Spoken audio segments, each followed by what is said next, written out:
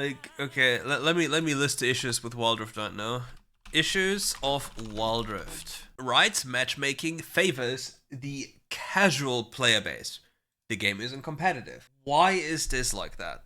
If the game is too hard, new players will not join. Old players will leave. So do you remember in like season 3, season 2, season 3, season 4? Most people were not able to go past diamond because you had the plus 10 minus 15 threshold. Then they started to change the matchmaking. Matchmaking was broader. In Master GM, you got emeralds and diamonds. I think this was like season 4 was also the 5Q season, if I'm not mistaken. I'm not 100% on this, okay? So then after this, they increased or made it easier for people to climb because we had the Smurf batch. This was the Smurf batch time, if I got the timeline right. So people got angry. They were fuming. They were pissed. The so-called rainbow lobbies. Then we had a statement of matchmaking changes. Blah blah blah, we hear you, we change it back, blah, 1, 2, 3. And then suddenly, all of these previous players who were diamond or emerald started to slowly climb higher and higher. But did they improve?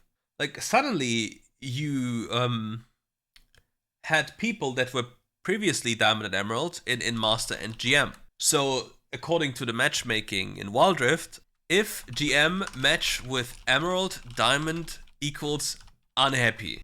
But what if we just do a little trick and we turn emerald plus diamond into masters and GM?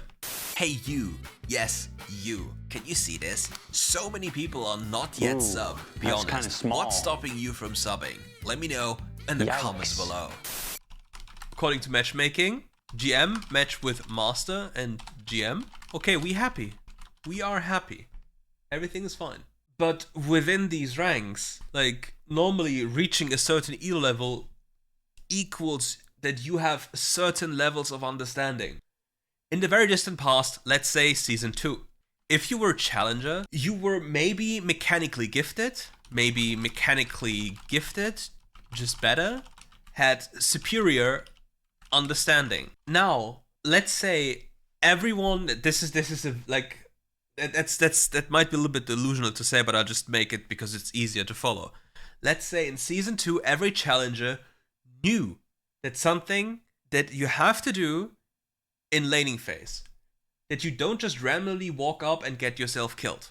Just completely randomly. The very bare bones fundamentals, or at least like mechanic, like something was there. Something. It doesn't mean they were good players, but they just had something that you could know they have. Be it in their brains, be it in their fingertips, like something, right? And now, if you look at the challenger, a challenger in, do we have season 11 versus challenger season 11? One person could be literally faker, and the other person could be a newborn child. And I'm not even joking. Like one person could be an absolute demon god, and the other person could quite literally be a newborn child. Like it's actually crazy when you see it in direct comparison. So what happened over time?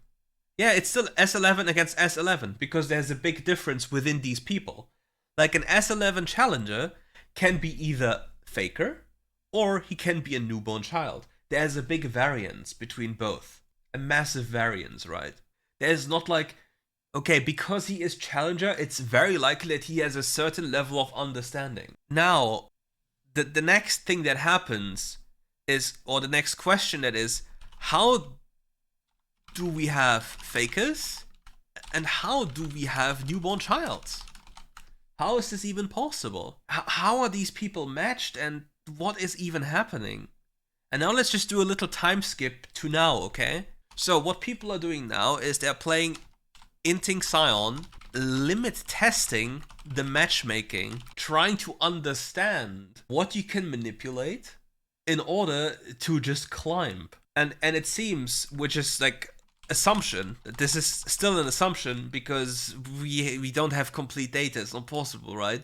And if you look at this like this, if you are just a new person joining the game and you're like completely clueless, you will be rewarded in ways that just look surreal. Most of the good players still play occasionally because the game is still good, like the game itself, but they can't take this game serious. Because to take this game serious, you basically have to be a masochist from former pro play. And you've seen it so many times, like people in the past had win rates like 80% plus, 70% normally, and now it's very difficult to even go above 60 if you're actively trying. And we all know that within WildRift there have been many changes to matchmaking, from making it more accessible to climb with these LP gains. Like for example, there was an abuse. If you got Master, your LP gains were fixed to plus 20, and Chell was 200 LP.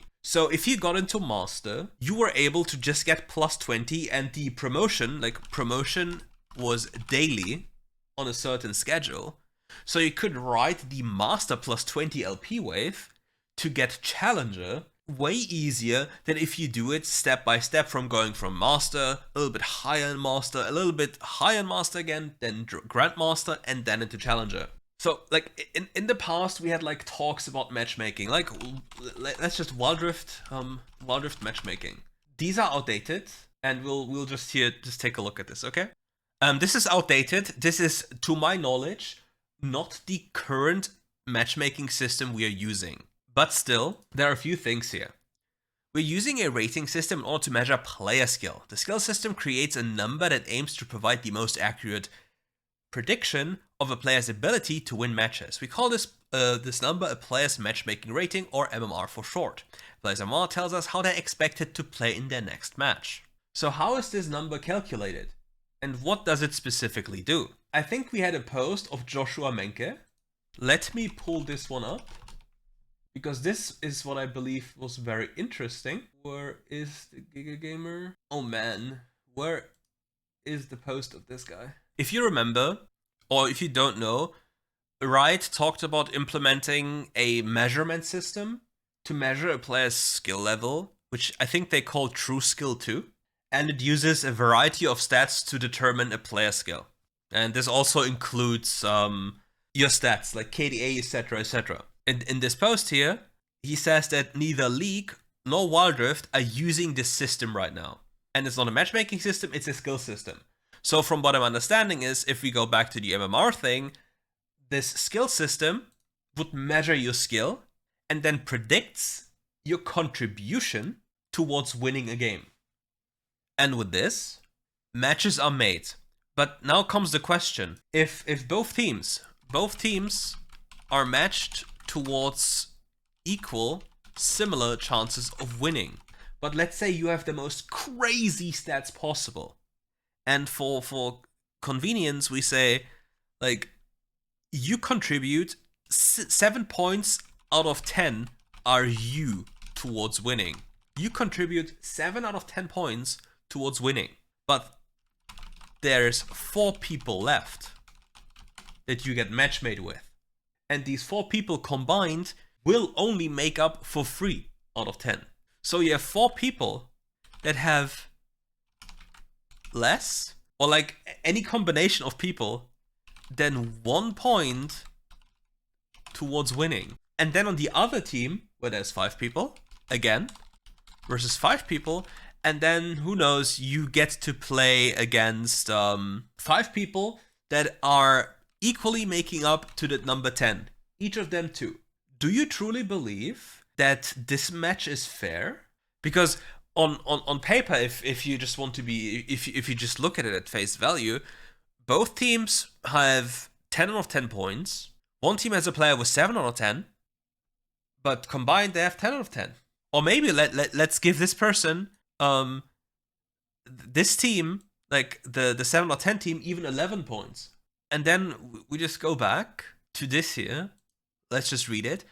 One definition of fairness is both teams have an equal chance of winning. Another is my teammates are close to be in skill. How much either of those are honored depends on the matchmaker, not the skill system.